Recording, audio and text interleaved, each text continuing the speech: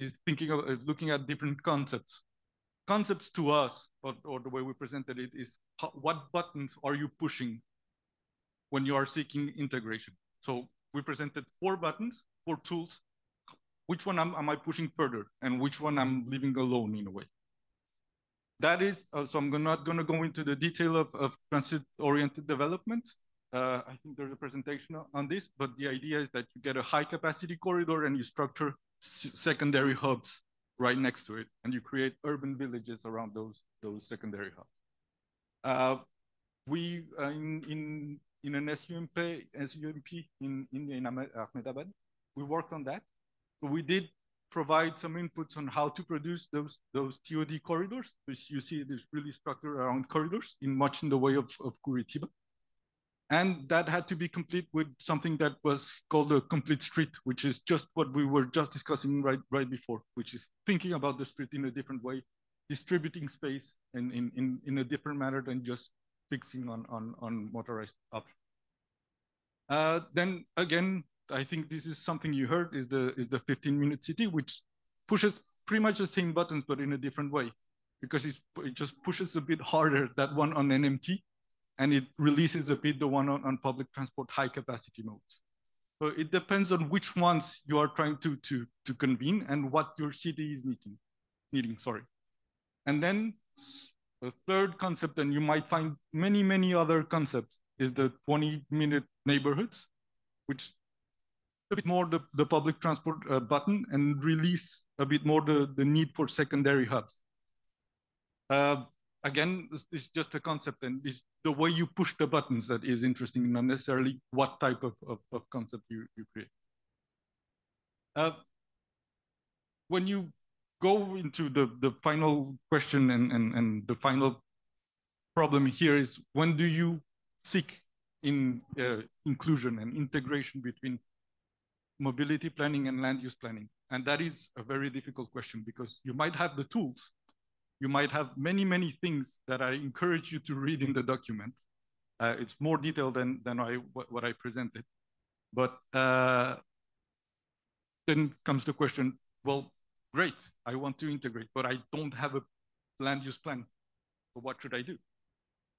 Or maybe I have a plan, but I don't like that plan. I don't believe it's a good enough plan, or is not a robust enough plan, or just not updated, and it's not representing reality. So what should I do?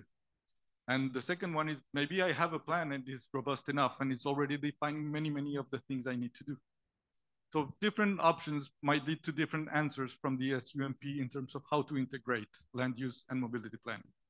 If it's a non-existing plan, well, it's kind of self-answering the question. You need to have an SUMP that is self-supporting. That means that it will define some type of land use planning vision, and that hopefully that land use planning vision will be then picked up by the future plan if it becomes apparent that it will exist. When the land use plan is sufficiently robust and it does exist, and it defines a set of elements that are needed, well, you need to just see what it says and then structure your SUMP accordingly. The land use plan is defining you what you need to do. So just follow it and maybe question some of the small elements, but it just gives you some directives that are clear enough. If it's outdated, well, you will need to develop and discuss a lot with people to develop a consensual approach. And the SUMP might need to be a bit self-sufficient, but it might need to look at some of the elements of the land use plan. And finally, probably the ideal situation is one where you're building both documents at the same time. An ideal might be a bit of a stretch in terms of what it means, because you will need many rounds of discussion with the teams in charge of discussing that land use plan and the teams in charge of mobility planning, because often those objectives are not the same.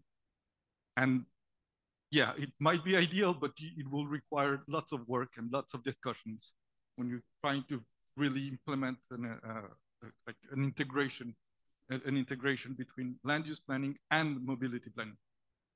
It's now blinking, sorry, but that was my last slide. So again, just a quick final word. The document is a bit more fleshed out than this, and hopefully you will find it and read it. And it's in French and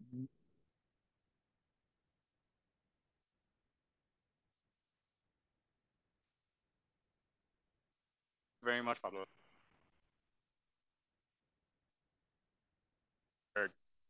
Three key barriers of different time horizons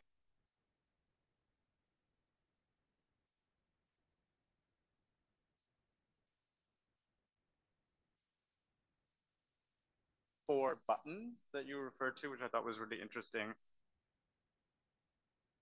The diversification, higher capacity public transit, and improved conditions for active modes that we can kind of press different. Too much at the beginning. Is it important to think about the integration, right? And I can, our next speaker, I'm hoping will help us, Romola, I don't know if you.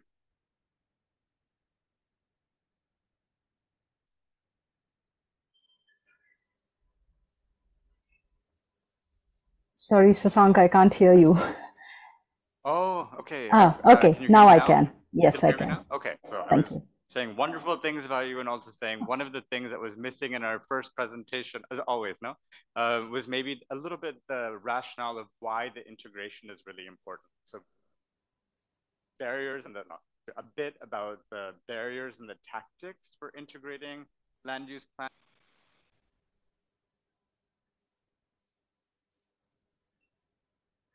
Integrate. Okay, sorry, I lost you in between, but yeah, I think I have a task ahead of me. Yes. I'll pass it on to you, but yeah, so tell us about the experience with the livable cities and how integration is important. Thank you so much. And, you know, after Pablo's presentation, I mean, he had a very well-structured story to tell. I have a bit of things from here and there, but I'm hoping to bring it all together. So thank you very much for inviting me to this session. I'm Ramola Naik Singru. I'm Principal Urban Development Specialist with the Water and Urban Development Sector Office. We used to be in the Central and West Asia team, where we had, which was the only division where we had transport and urban together. And my colleague, former colleagues Bertra and Lloyd are with you today. So that was one area where we really could work together, even internally with ADB. And so that's the opportunity I had to learn from my urban transport colleagues and for me to contribute to this. So we are talking about some of the challenges and aspects of integrating urban mobility planning with land use planning. And I just wanted to share some of our challenges. As you know, that developing Asia is rapidly urbanizing, and we do have a lot of unplanned urbanization, which the cities are growing much faster than we can plan them. And very often we see that there are natural city formations, peri-urban areas, also city clusters forming. Meanwhile, our transport and land use planning tends to lag behind. So it ends up being more supply driven, and rather than thinking upstream as to what would be the demand and then planning for it. And we do not have that luxury, because most of our cities have been developed, they have a spatial structure, and retrofitting cities is always a little more tougher than planning a completely, entirely new greenfield site. But that then means that we have to face congestion in the transport systems, but also we have a lot of expensive housing. We have issues of housing being, you know, in particularly in the Central and West Asia where we used to work, we had a lot of social housing which was completely away from the CBD. And I think the polycentric city which Pablo was talking about, that is something that has not really come in. Mixed use developments have not emerged. So we have a real task ahead of us in a lot of our cities, where we have to think integratedly about multimodal transport, housing, affordability, accessibility, and land use planning. We also have to think about regulations and how do we actually ensure that we scale up climate finance by bringing in climate resilience standards, updating all the building codes, and moving more towards green development, including green buildings, energy efficiency. And that entire sustainability and environmental sustainability, climate resilience, has to be at the core of what we do in terms of planning cities or the urban systems that need to go with that, including transport, mobility, and urban services. So what has ADB been doing since almost 2011 is to look at an integrated approach for urban development and what we called as our livable cities approach. Initially in 2011, we started with the 3 E's, which was for economic competitiveness, environmental sustainability and resilience, and equity and inclusiveness. And as we built forward, as we went forward, we expanded it to the 5E framework. We also brought in enablers, which is really the upstream work that we started doing on integrated planning, looking at policies, tariffs, reforms, municipal governance, fiscal management, and looking at potential instruments that we can support the cities with while we plan and implement infrastructure. And what was becoming very clear was that engagement is the key. We need to have proper stakeholder consultations. We need to collaborate across the various agencies, and we need to have champions also at the local level, but also at the national.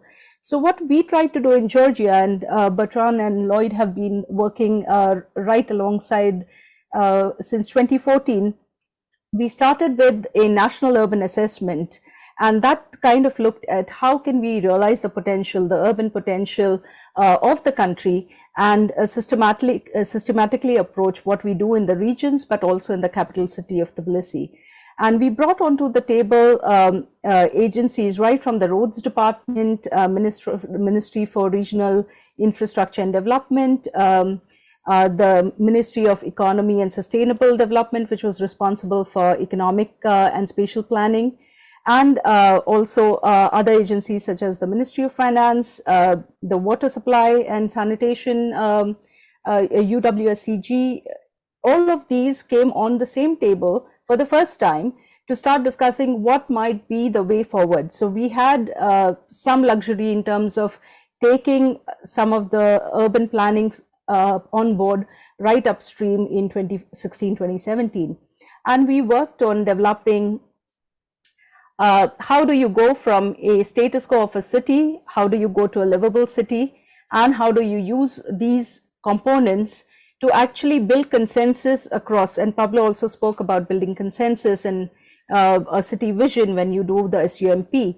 Here we were talking about integrated urban action plans. How do we actually build consensus and understanding of what is the city going to look like in 10 years? What are the initiatives? What are the actions that we need to take? What would be our short, medium, and long-term investment plans? And how do you prioritize it such that it actually goes to an investment? So we developed integrated urban plans for 4 clusters, which were decided at the national level that these are really priorities, which will then impact tourism development, because tourism is a huge revenue generator. But we need to have certain actions which include urban transport, connectivity, mobility, and other improvements within the urban space. Improvement of the assets, improvement of rehabilitation of some of the cultural heritage sites.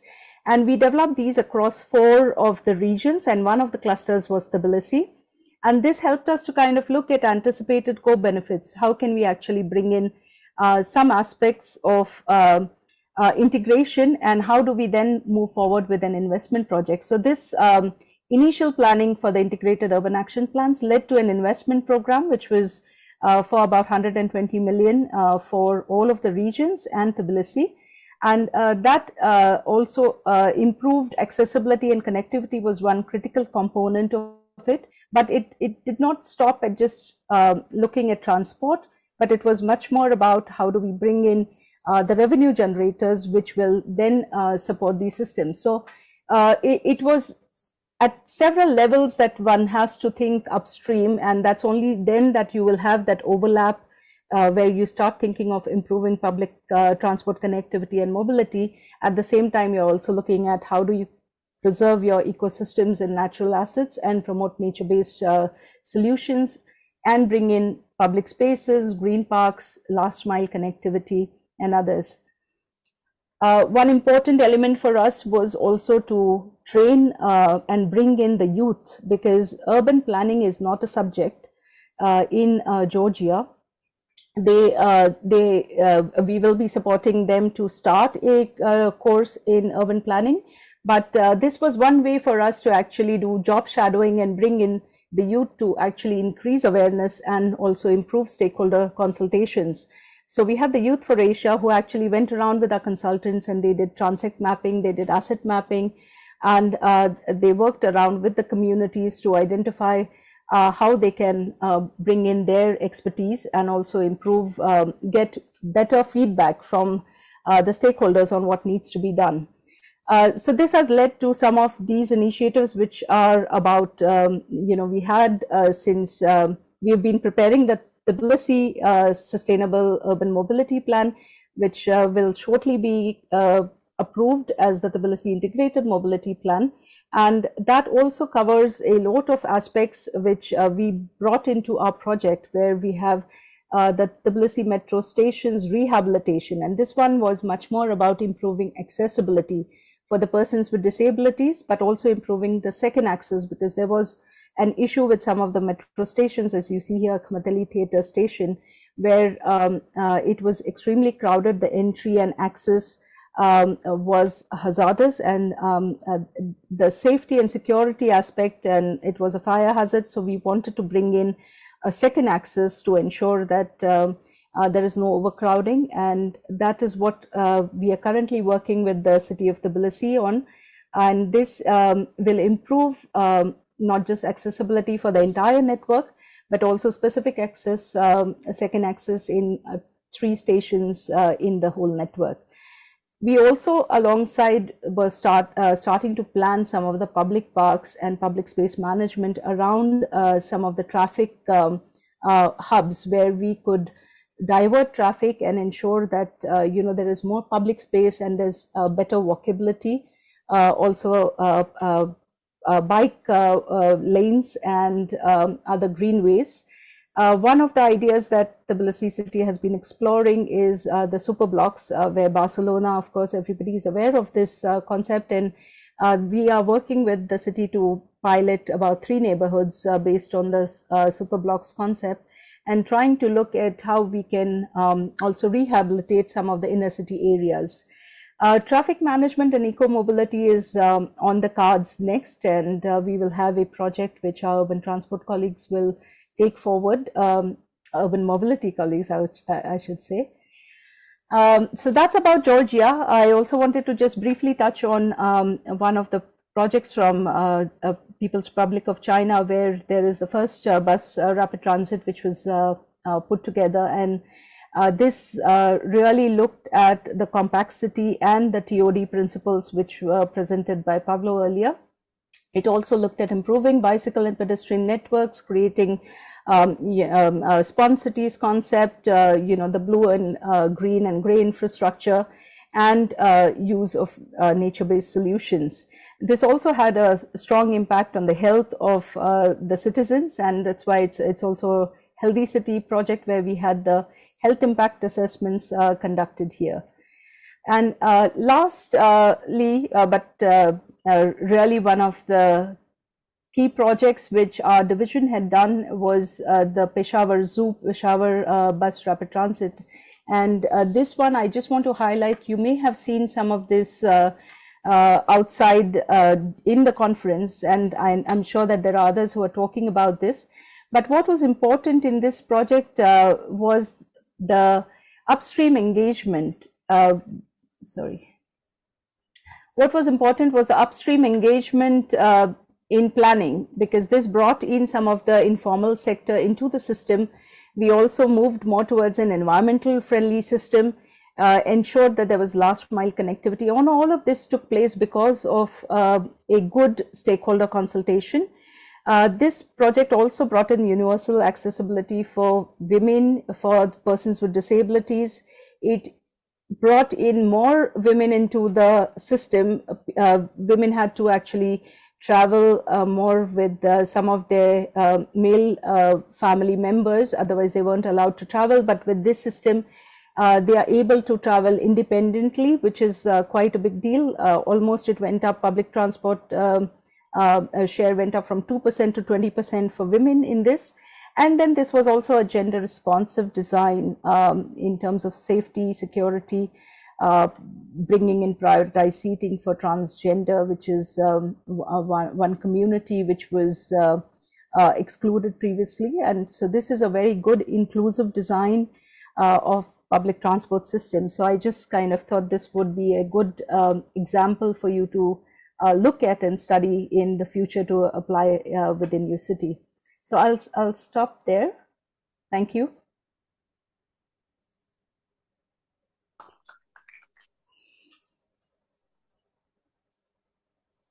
Thank you, Ramoda. That was very interesting as always. I think I won't try to summarize what you just said. People don't have such a short memory, I think. But a point that was really, for me, interesting is how in some of the ADB projects, we are talking about the challenges of bringing,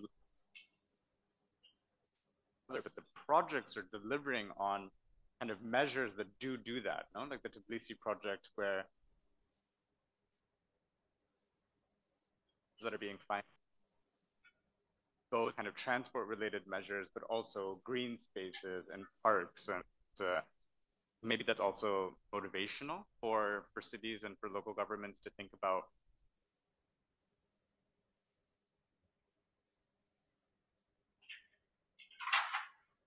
I'm sorry, Sasank, I'm losing you in between. Okay, I think that's okay. We'll bring you back in just after our next presentations, as long as you can, I'll say exactly when you have to hear me without breaking up. But thank you for your patience. Maybe now we'll go to the case of Nagpur, and you can tell us a little bit more of the TOD. I think is an important element worth there. So.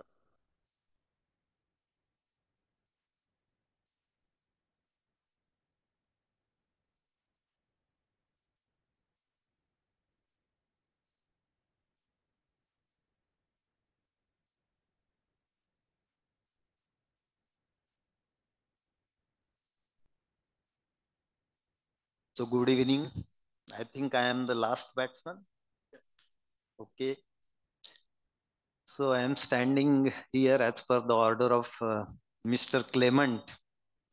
He ordered me yesterday that I have to present the case of Nagpur. Nagpur is the heart of India. It is 0 mile of Nagpur. The country is located in Nagpur with a population of around 3 million. And share of two-wheelers is 42.6%. Share of cars is 5.7%. Share of auto rickshaws is 19.8%. And share of buses, including private, it is 15.6%.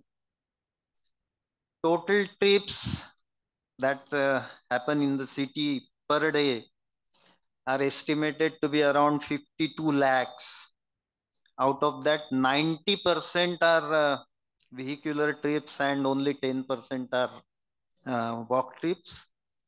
Out of that, around 44% trips are for work and business, and 32% for education. And average trip length is about 7.6 kilometers, including walk, and about 8.2 kilometers excluding walk. So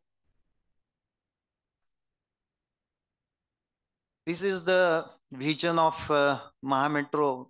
I am working with Maharashtra Metro Rail Corporation Limited, Nagpur, as senior DGM, and presently working as nodal officer for multimodal integration. So to create an energy efficient metro rail system of international standard, which will enhance the quality of life of the citizens of Nagpur and be instrumental in the overall development of the city by making it more vibrant and attractive and utilize the full potential of green energy in the form of solar and wind. And to provide a safe, reliable, efficient, affordable, commuter friendly, and environmentally sustainable rapid public transport system for the Nagpur metro region. That is the mission. See, this is the case of Nagpur metro. The first phase is complete with the length of about 38 kilometer with 34 stations, and estimated ridership was around 3.75 lakh by 2021, but till today it has reached up to 1 lakh only. As far as transit, let me tell you first that the construction of first phase of Nagpur metro was started in 2016, and first line became operational in March 2009. That is how I mean the construction was so fast, and the expenditure for first phase was around 8,660 crores. Out of that, KFW contributed some 3,700 crore. AFD contributed 975 crore. Then 12.5% each central and state government, and 5% each both the local bodies in Nagpur, that is NMC and NIT. So this is the first phase, and in this the speciality of this is it is a well integrated system with Sitabardi, which is the central business district of Nagpur. It is the main interchange station, and it connects to major transport hubs like airport, railway station, other government offices, hospitals, malls, and other CBD areas like Dharampet and Itwari. So I will skip this. Value capture is again a very complex process. I will tell you something about transit oriented development. See, government of Maharashtra has made some regulations in the development plan of the city.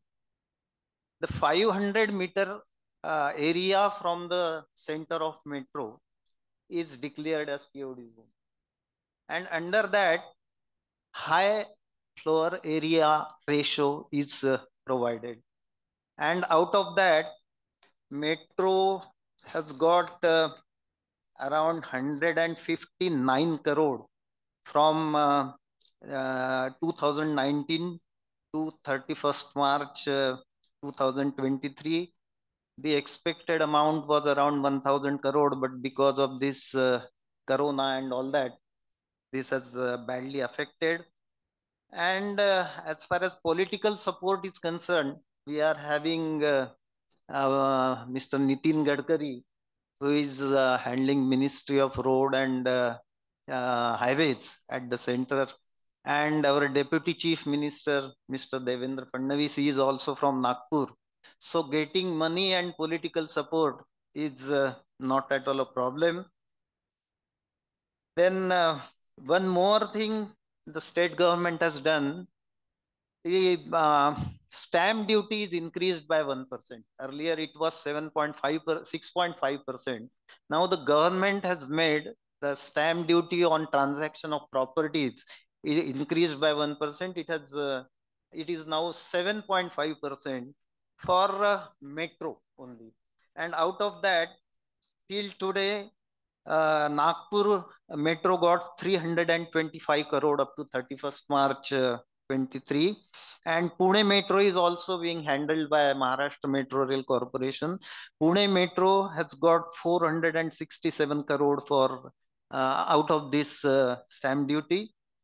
And as far as additional floor area ratio is concerned, that is again a concept of land value capture. The amount we are getting is 70 crore per annum. I already told total amount we have received is 159 crore. So it is much less as far as our expectations are concerned. And this revenue is equally shared by Nagpur Metro and Nagpur Municipal Corporation, which is the planning authority. Then as far as floor area ratio is concerned, it is related to the plot area and minimum road width to which the plot abuts. So it is ranging from 2 to 3.5. One FSI is free. After one, you have to pay. Anybody who wants to consume FSI more than one, they have to pay as per the rate of 40% of ready rate.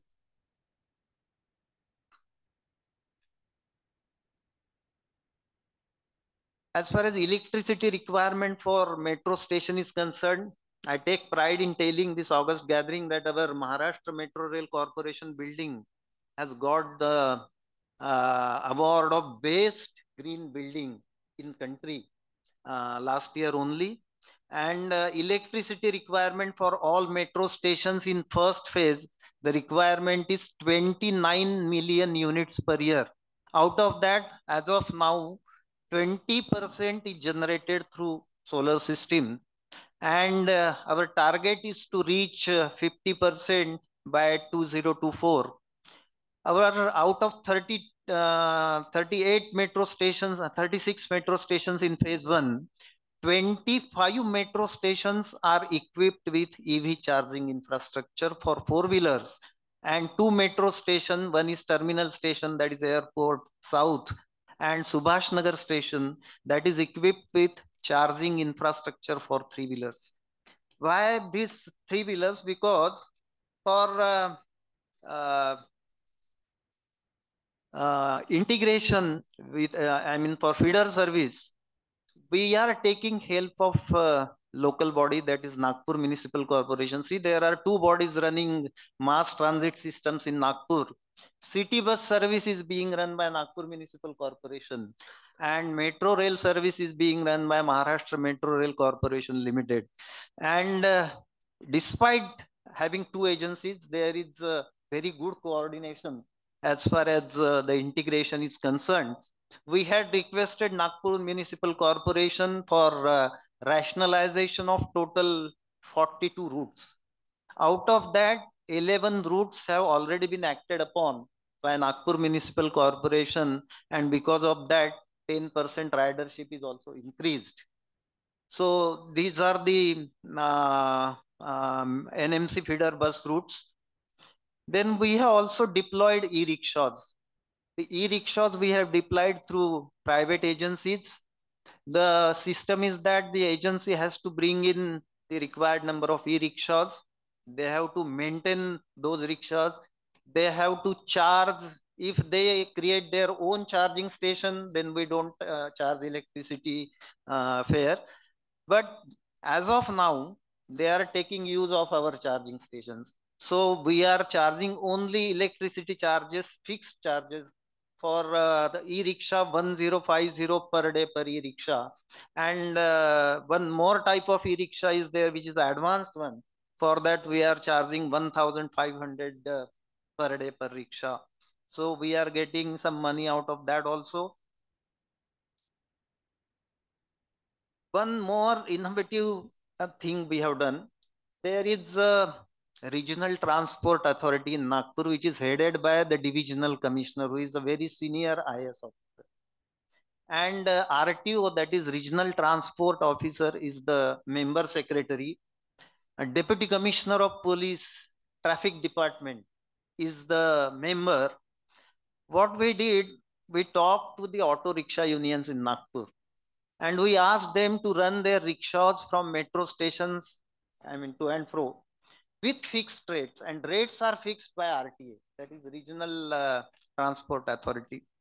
So we had a number of meetings, we had deliberations, and now after Diwali, this service is going to start, and 37 metro stations will be connected by auto rickshaw service. Now, unfortunate part in this thing is that all auto rickshaws are not e-rickshaws, but we have to take into account those who are already running. They should not lose their job also, the income also. So this auto rickshaw unions have also agreed, and most probably immediately after Diwali, this service will come in place.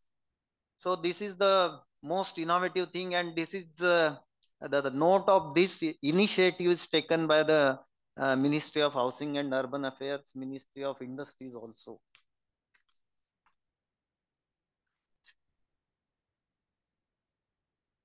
Then we have already deployed e-scooters at our terminal stations. At present, 41 e-scooters are in place. They can be booked through an app created. And out of those 40, 13 have been already hired by the students for their journey to college and back. So that is also going on very nicely. Regarding augmentation of feeder services, see the best part of this north-south corridor is that south side there is Hingna industrial area where near about 900 industrial establishments are working, and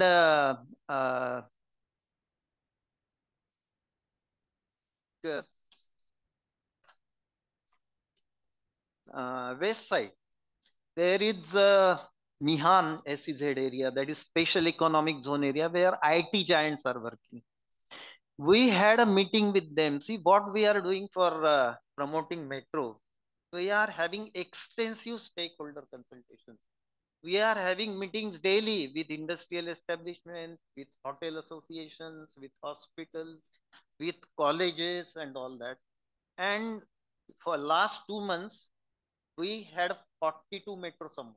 That is communication with different organizations. And we are telling them about climate change, not rather climate and global warming, rather global boiling. We are telling everything about them, and young minds are very receptive.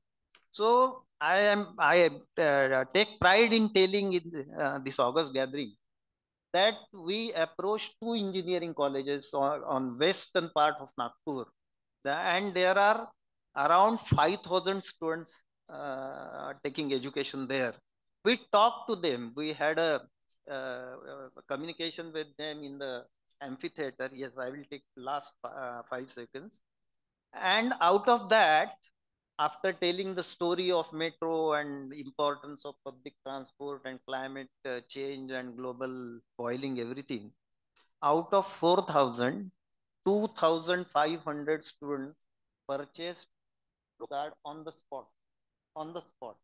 And we are having a special camp for the arrangement of city bus passes for them. See, in city bus service, students get 62% connection if the pass is taken for 1 month. And if the pass is taken for 3 months in one go, then they get 72%. And as far as metro service is concerned, there is 30% connection. So we told all these things to them, and 2,500 students have already purchased our metro card. And now after Diwali, because now there will be a Diwali vacation. After Diwali vacation, there will be a special camp in both the colleges, and our ridership will increase by 2,500 initially, and after that again it will go because there are some more engineering colleges after the terminal station, some 25 kilometers away or so. So I think that is all I wanted to tell you about the Nagpur. See, this is the very latest news published in Times of India. And again, I will tell you last 5 seconds. Hingna industrial area is a very big industrial area with Mahindra and Mahindra the biggest unit working there with 4,000 laborers and 400 supervisory staff. These 4,000 laborers are coming by their two-wheelers from the various parts of the city.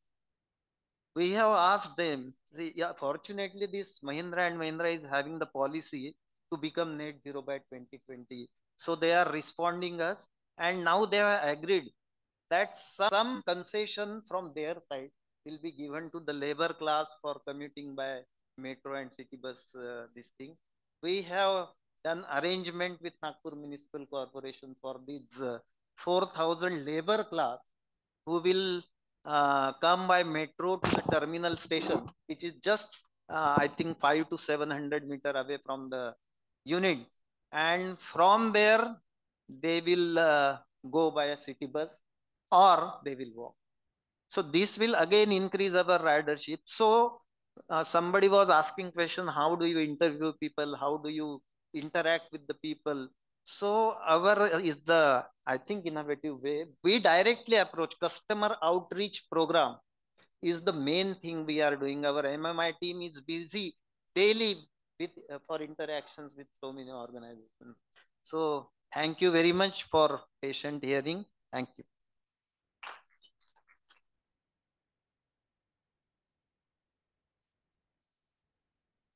Thank you very much, Mahendra. I'm very glad that Clément asked you to present last minute. It was very interesting. I mean, for me, two things that really struck out is that you are able more than 50% of your revenues be non-fare box related. I think that's incredibly impressive, and how both the city and the metro have really made the most of the value that's being generated by the and the benefits of linking land use planning and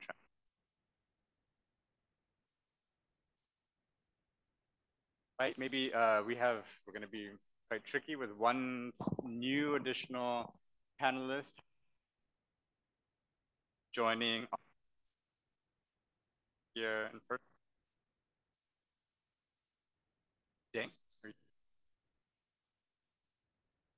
Deng Espita Casanova, Program Manager for Clean Air Asia. Could you please join us on stage? And it looks like it worked. And we have Sharad Saxena, Principal Transport Specialist at E, also on.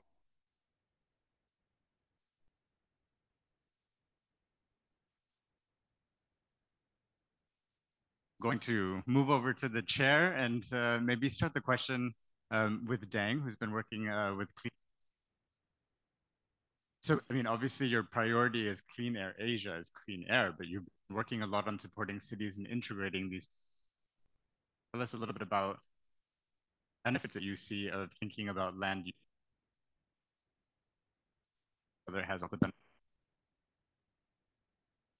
Thank you so much. And of course, a pleasure for us to be represented in this panel.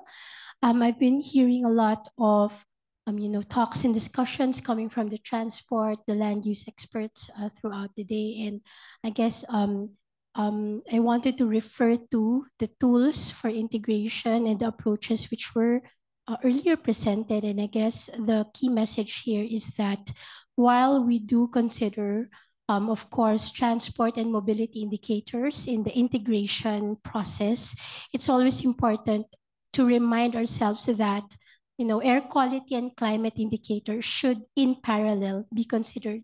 So I guess in the tools, in the approaches, it was highlighted that definitely looking at the data, meaning building the knowledge base, not only on the transport and mobility aspects is key, but of course, alongside and in parallel, data on air quality and climate indicators should already be in the minds of those who are in charge of the planning.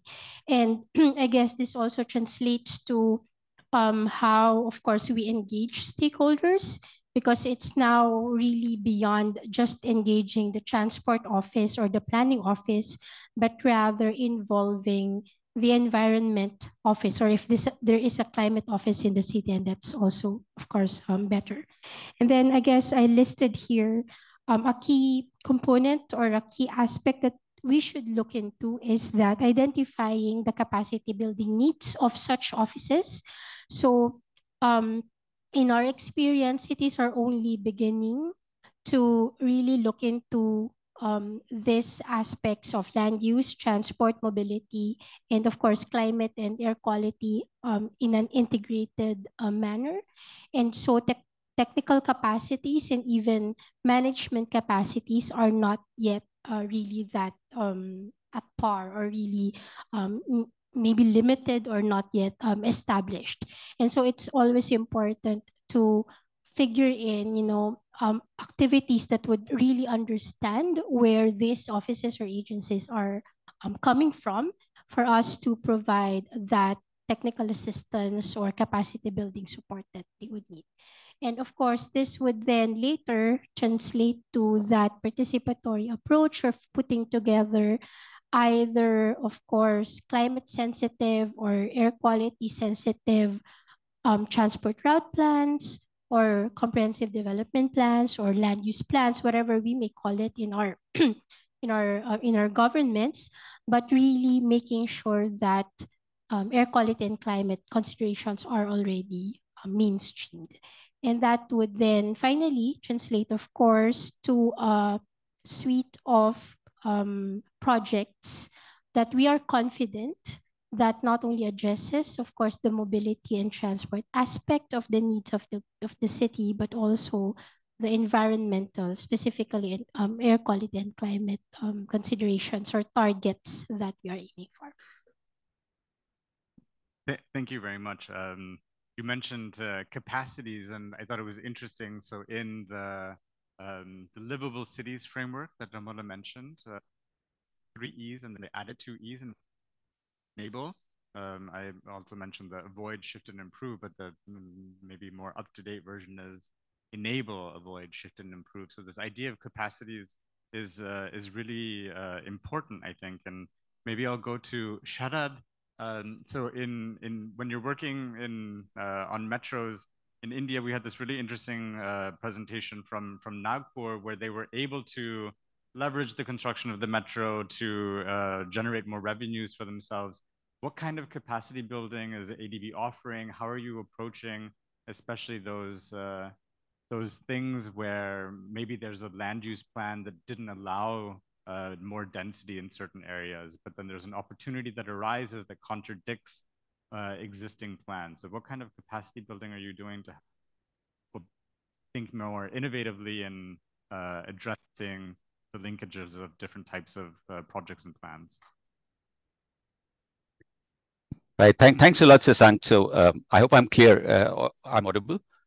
Yeah, great. So yeah, I think, first of all, fascinating discussion. And I mean, just for the audience, I'd like to share that, India, we are working with a number of transit agencies. ADB has a huge involvement in a number of projects in mega cities and smaller cities, Mumbai, Chennai, Bangalore, and of course, Nagpur. Very happy that Mr. Mahesh could be there and present the case study for Nagpur.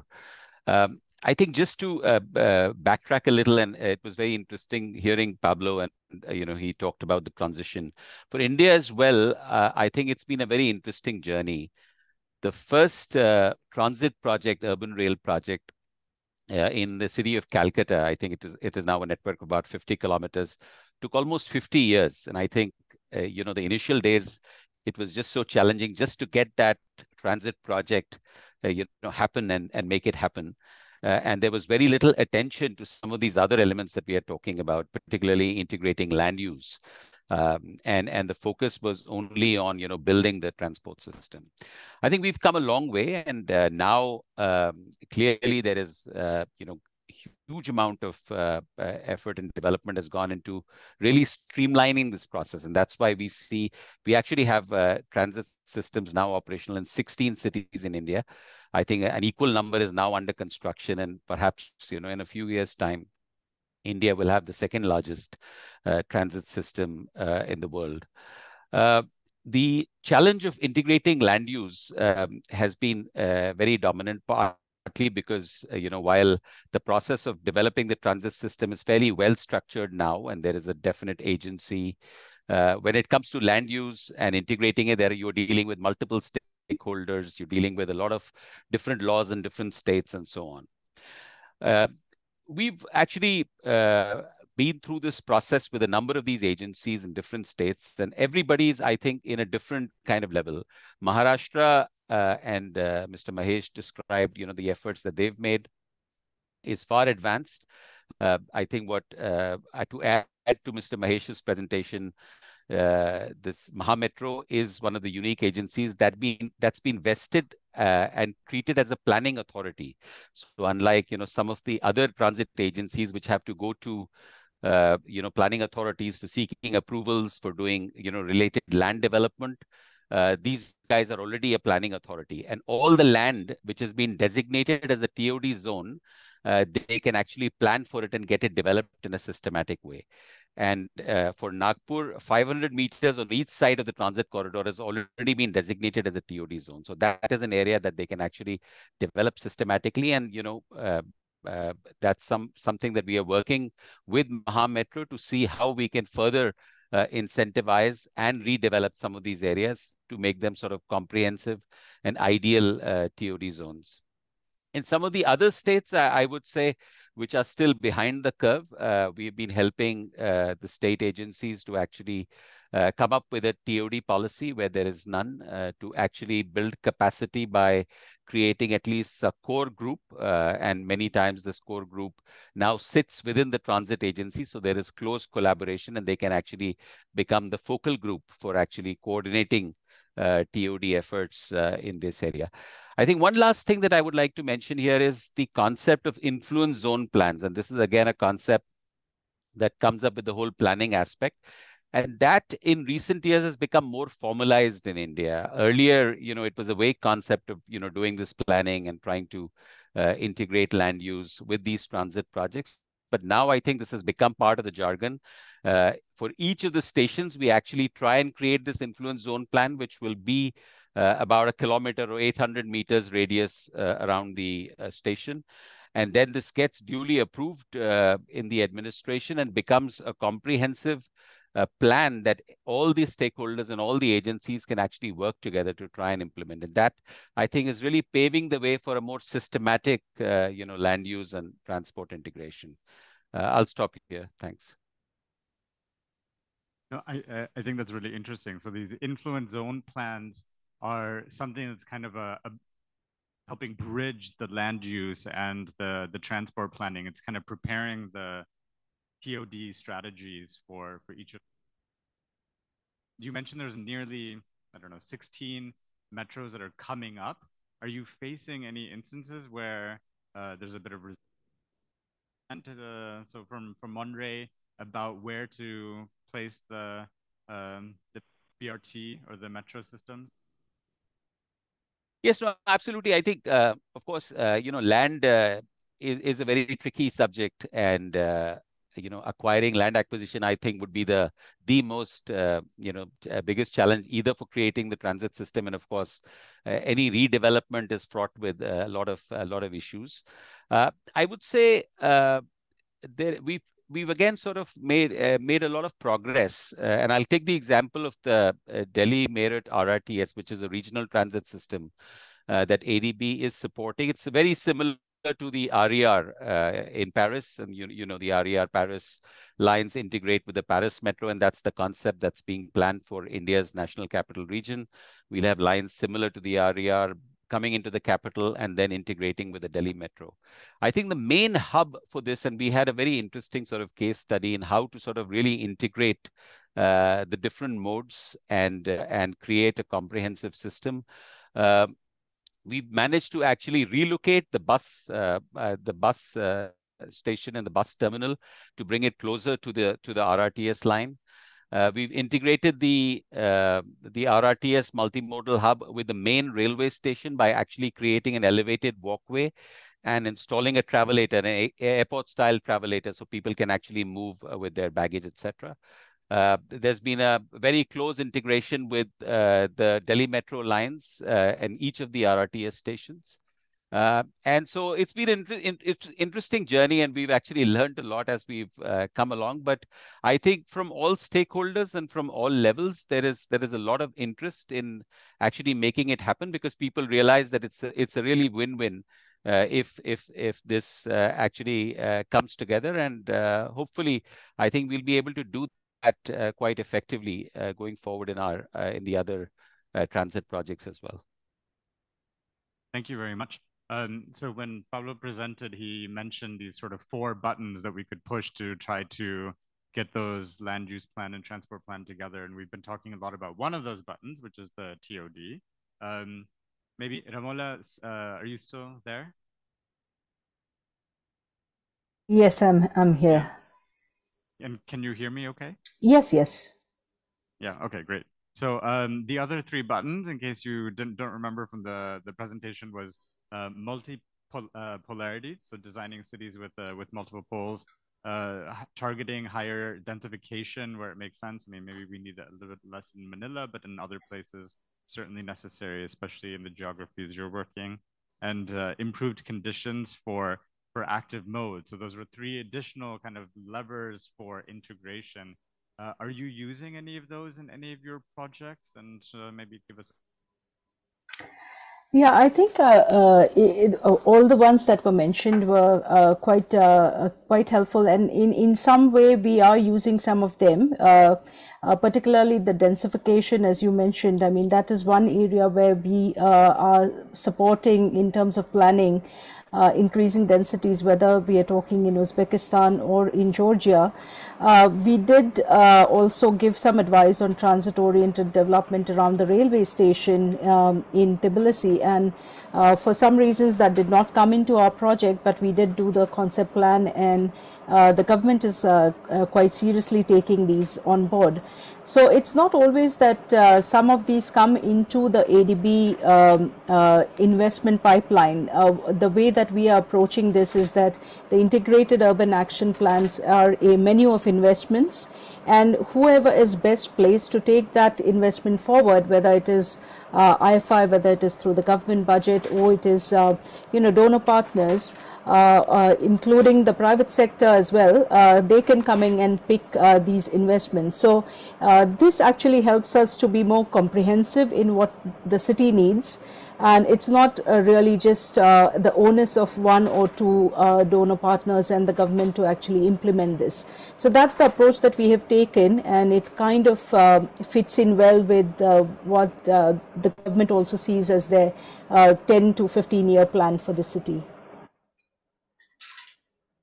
Thank you. Since you're online, I'm going to give you now another follow-up question before I move back to the here. Pablo also mentioned, there's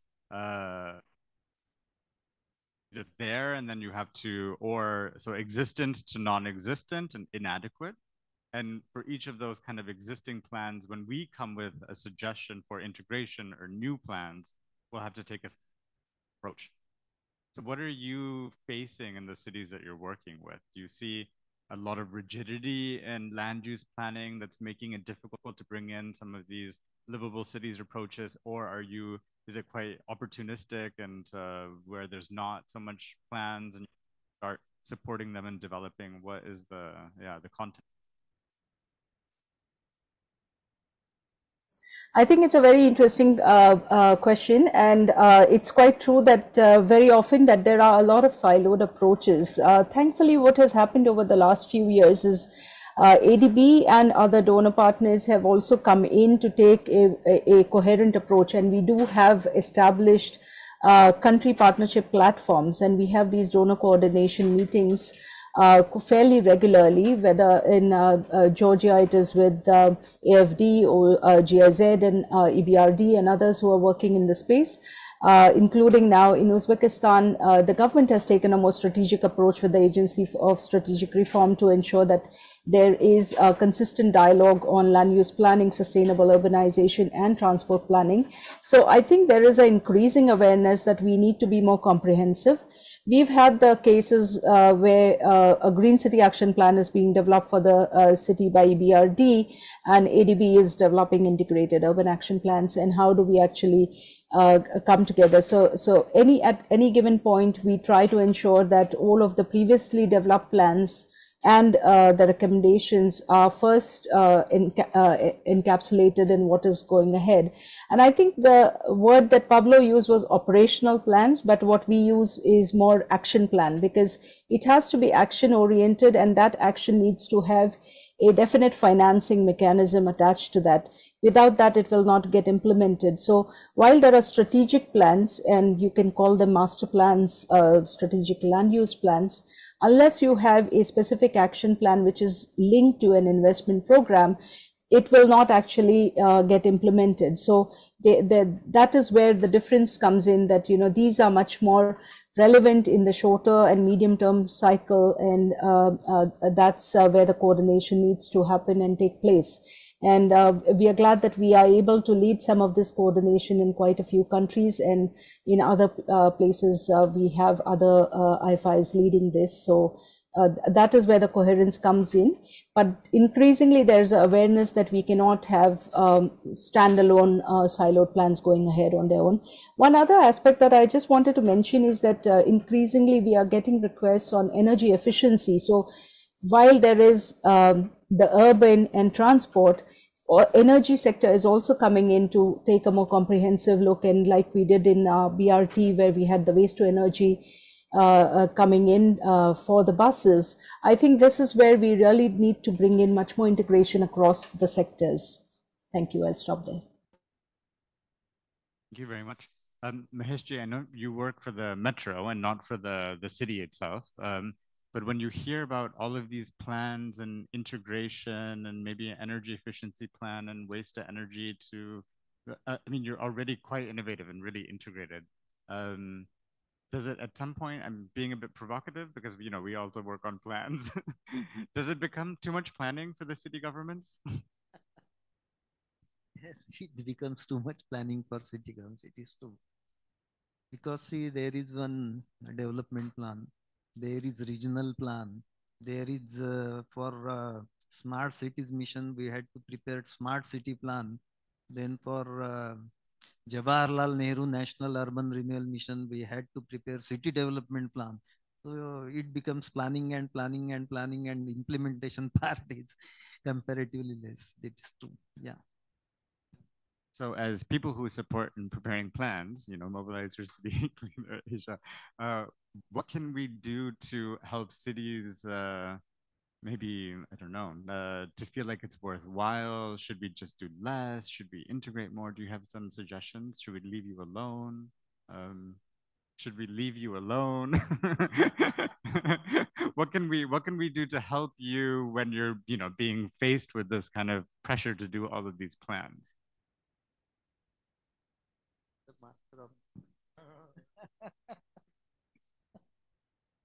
What should I say now?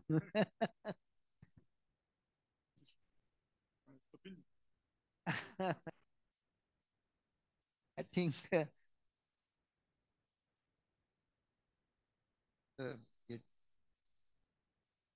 what way I should react, please?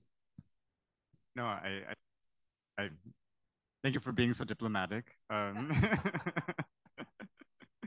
Maybe Sharad, what are you thinking? Do you feel like sometimes cities are being expected to do a lot of planning, and what can we do as maybe development organizations?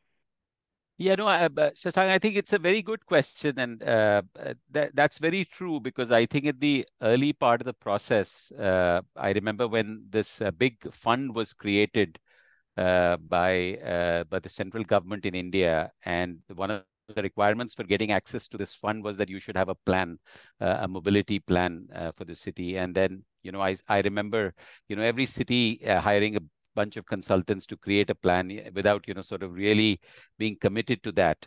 But I think the thinking has evolved, and I think from the government side also, I mean, Ramola was talking of action-oriented or operational plans or influence zone plans. I think the whole planning process has become more sort of realistic, and now clearly there is a focus on plans that can actually deliver results on the ground. And I think the big policies are already there. There is already, for instance, a TOD policy at the national level, at the state level. And there is now more focus on more, sort of practical and implementable plans. So going forward, I think it'll become more easier for people like Mr. Mahesh to actually action this. Thanks. Great, thank you very much. So I'm going to, we'll open up the floor. So if anybody has any questions, I'll ask. Please feel free to raise your hand or just move to a microphone. So, I thought it was interesting. I like when everything is like 3 bullet points, 4 buttons. That's how my brain also works. So you mentioned kind of 3 big barriers to coordination. One was the time horizon. And how are you seeing in practice maybe people working around that issue of land use planning by different time horizons? That is a very difficult question. Thank you very much. And I would more than happily just not answer it because it's a really hard one. But it kind of comes back to the earlier question: is it too much planning? No, I don't think so. I think it's just a peak in planning. Once you have an adapted plan, it stays for a long term. It's just something that stays for a couple of years. So my reaction to that, still struggling with the answer on how to approach this.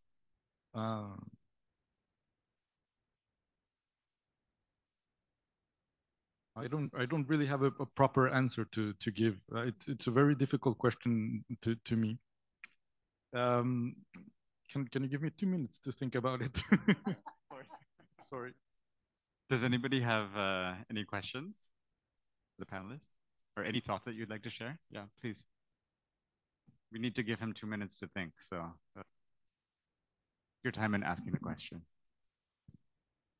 Yeah, so actually I'm interested to ask about the finance, if there is any kind of like financing scheme for the TOD project. How about then any kind of like social aspect of this morning discussions also for the paratransit one? There is also the kind of like program. So is there any kind of like the thing similar to the TOD project, since like in many cities perhaps the issue is about the land ownership, so somehow about the land acquisition or land consolidation should be taken. So is there any kind of like the social impact assessment, really sum of fund to be developed or given for this case? So thank you. Okay. Yeah.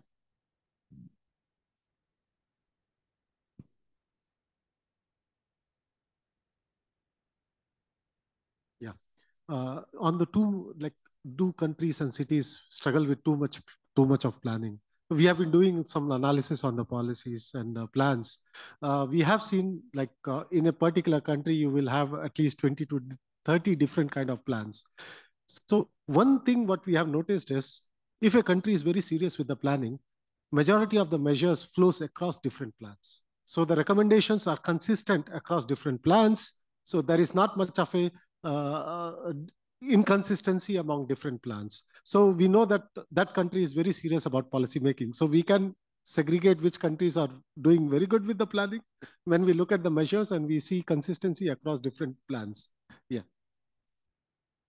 Yeah, that's actually really interesting. So do you have an analysis of consistency across plans? Well, very interesting. Thank you. Okay.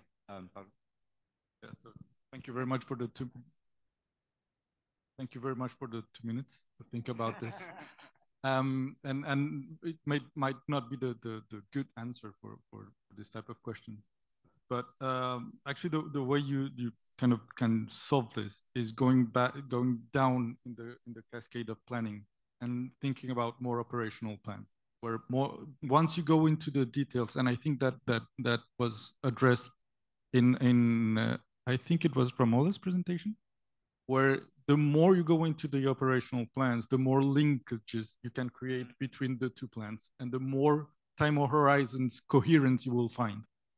It's very difficult to have straight coherences between that strategic land use plan and the mobility plan, but they can set out sufficiently detailed approaches and objectives that can then be taken back from in the more operational plans, so that that is where time horizons can be coherent, or at least congruent with. So, yeah, no, I think I understand. I mean, and I remember seeing in the slide when you move down from the strategy to the action plan, where the timelines meet up. Didn't forget a question for: is there any financing for supporting TODs, supporting cities in designing or thinking about capacity?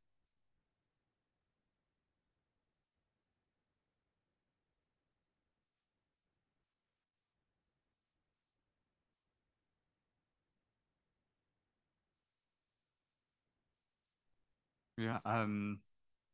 Sorry, Sharad, you're not even here, and I'm putting this back on you because, you know, so is there any funding for thinking about the social implications of actually implementing a TOD like the land acquisition?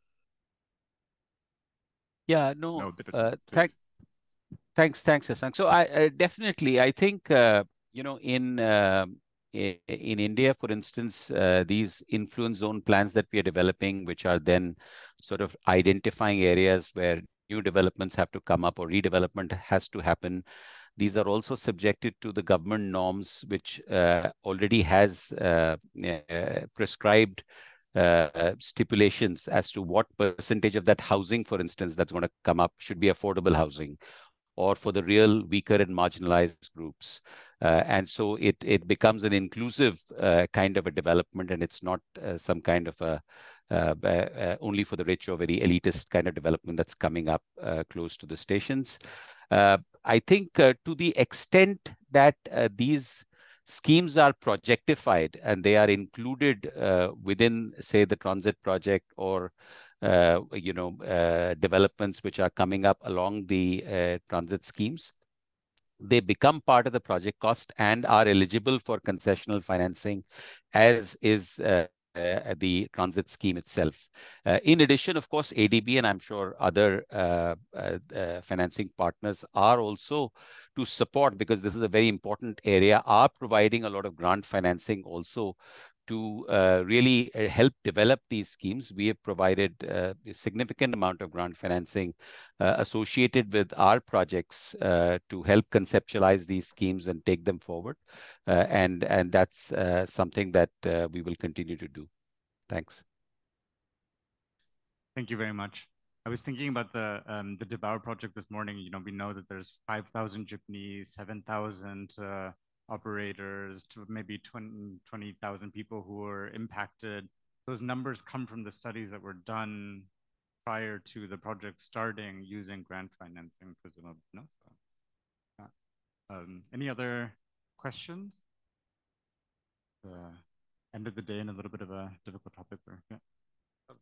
I have one, maybe a weird question. I was because of your question that made me think of something else, is that, for instance, in Mexico, they have a TOD policy for the whole country, and that financing comes into that policy. So you might get some tools to finance that type of questions. And but it's good that Sharad and all of you are here, because I'm very likely mistaken, but I think India had one too. I think there's a document on TOD policy for the whole country, but I don't know if I'm correct or not. And maybe that's where you would find the type of answers. No, you're correct. India does have a national TOD policy, which came out in 2017. But strictly speaking, there's no financing linked with that. What's happened is that forms the overarching umbrella, and then different states have now created their own TOD policy to implement and align it with the local conditions. And those are then being further supported with the necessary financing. Okay, so I have another question, maybe for Deng or for Ramola. I'm thinking about Ramola, you mentioned also the importance of thinking about resilient cities. And for me, the land use is such an important element of resilience. We're thinking about a landscape, a lot of the flooding in cities you can't solve by, right? We're thinking about infrastructure, transport infrastructure, which is very micro compared to the landscape that is thinking that's required for maybe urban resilience. But do you see any benefits, either of you, in resilience benefits in thinking about linking land use and how can we kind of maximize?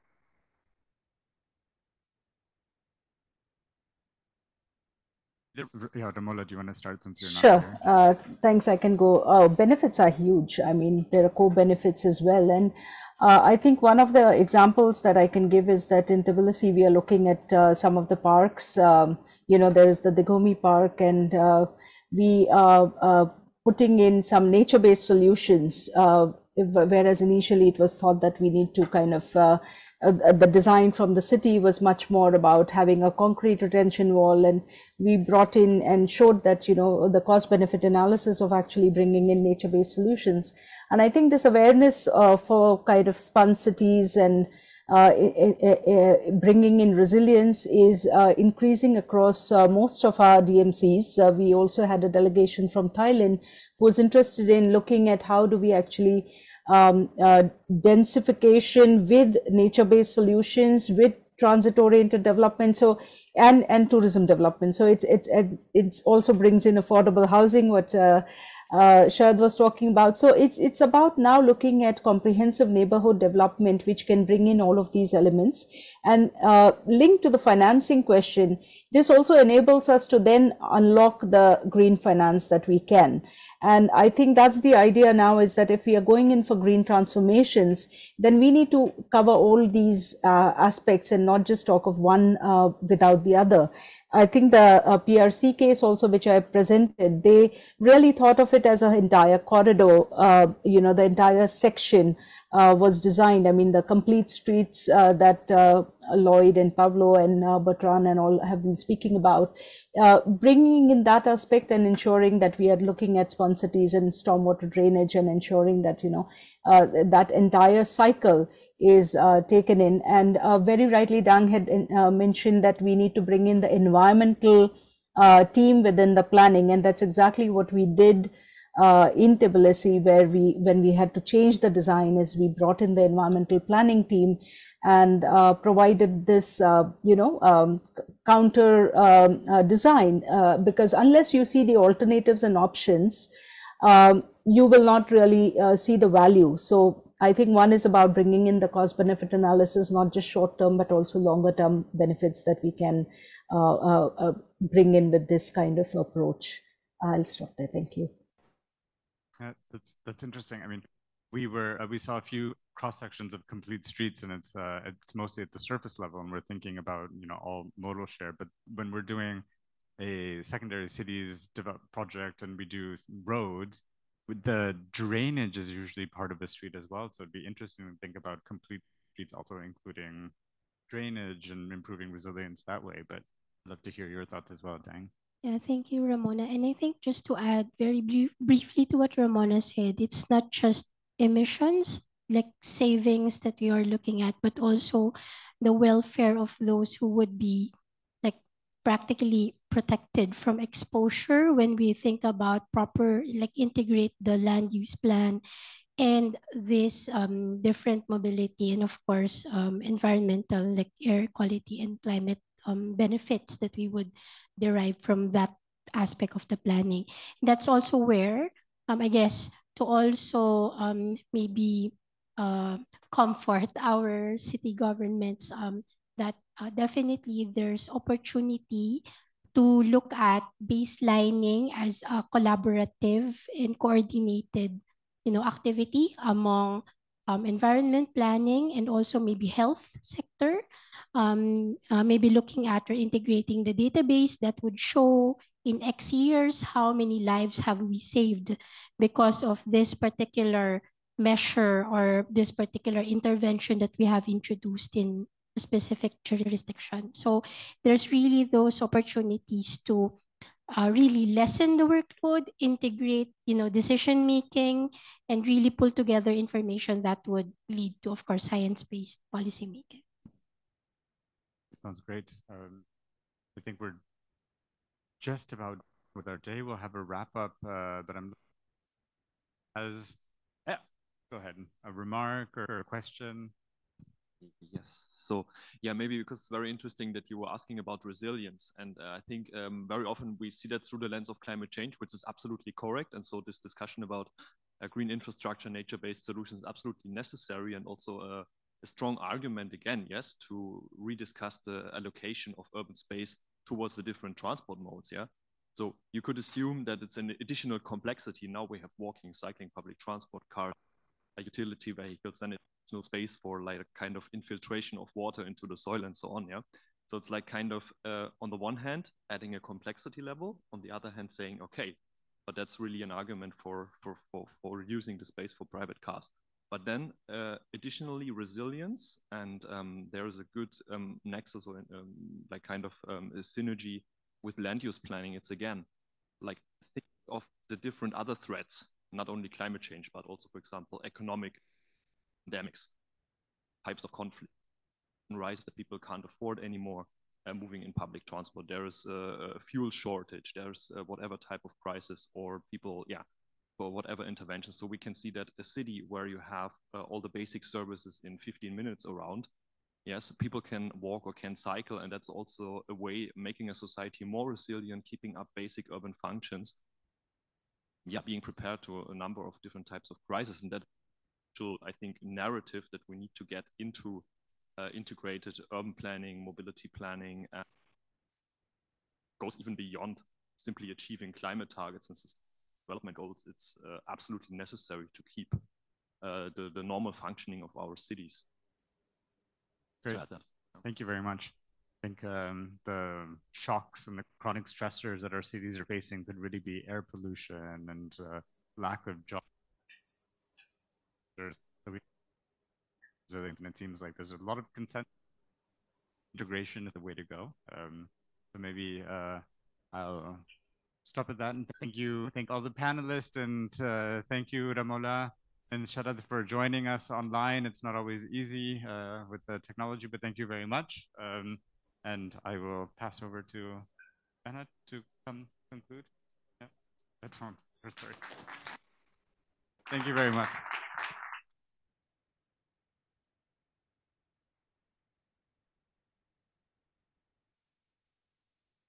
Thank you. Excellent session. And thank you. They are leaving us to Sharad and Ramola for joining us remotely. That's the end of day 2. It has been a long day. We know that the program is quite intense, but developing SUMP is an intense exercise too. So I will not summarize the day. I'm not here to do that. And in all session, I think there were key takeaways. So we have food for thought and to prepare for tomorrow. So again, thank you all. Thank you to our speakers, of course, but maybe more importantly to everyone in this room and active participation as well. So all this take a lot of thinking, but I think it's definitely worth spending the time to think before taking action. So after this day on paratransit, non-motorized transport, integrated land use, and transport planning, tomorrow we are going to slowly go into action. So the morning would be on the SUMP methodology and implementation, and the afternoon will more be on governance and the setup that is required to meaningfully implement SUMP. And tomorrow will be led by Harold and Liz. And I will invite Harold to briefly just give us a flavor or a teaser of what tomorrow is going to be. Harold, please.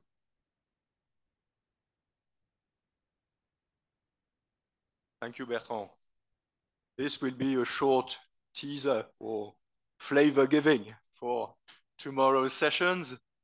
We'll try to get on the practical side and turning the room into workshops, small group workshops, actually. The point will be to not only to hear the speakers, but also to turn to the room and have the room to speak into small groups. We'll moderate along with Liz, with the support of Bertrand, with the support of Laure, and we'll be discussing in the morning about all what is related to some methodology and some implementation. So getting to the very steps of the elaboration of the SUMP down to its practical implementation and giving some hints, having some feedback of your experiences or your opinions of what a SUMP is or what a SUMP should be. Afternoon will be much of the same regarding the organization.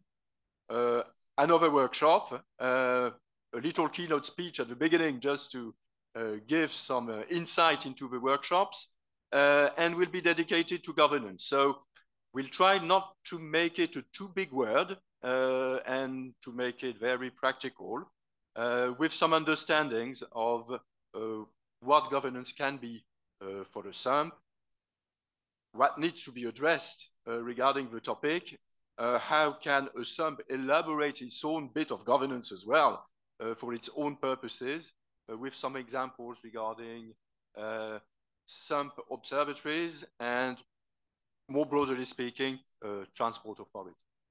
So hope this concluding day will be, again, with more exchanges, with more interesting opinions from everybody, and we'll be happy to moderate all that along with the team. Thank you very much. Thank you, Harold. So now you know it works. Tomorrow morning, so coffee is served at 8:30. We'll start the session at 9 a.m. Enjoy your evening, relax. I'm sure you have plans. And a few things to do around ADB. So yeah, please have a beautiful evening and see you tomorrow morning. And I think we deserve a last round of applause to ourselves. Thank you.